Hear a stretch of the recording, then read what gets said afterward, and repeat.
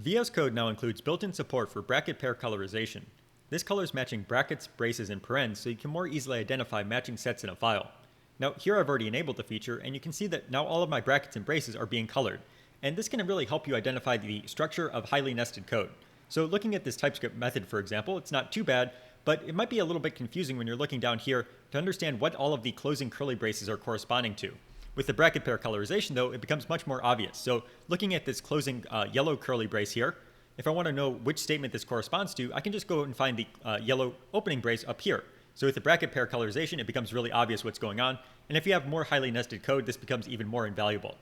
Similarly, looking at something like a function call here, so we have two function calls inside of each other, you can see that I have the parens for this on the outer function call are being colored blue, the ones on the inner call are being colored yellow. And if I go to the end here, you can see how these two parens are appearing on the same line, but it becomes very easy to identify which one corresponds to which call, and I don't have to really count the parens or do anything like that. I can just look at the colors and know how the parens are lining up.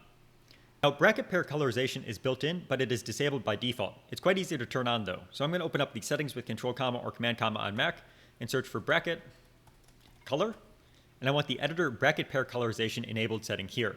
Again, it's off by default. If I go and check this off, you'd see that all the brackets and braces are just their standard text color. If I go and turn this on, you can see that they all have the nice colors again. So quite easy to turn on. This is a feature that previously required an extension, but now it's built in, so it's quite easy to enable. I find that it can really help clarify the structure of highly nested code.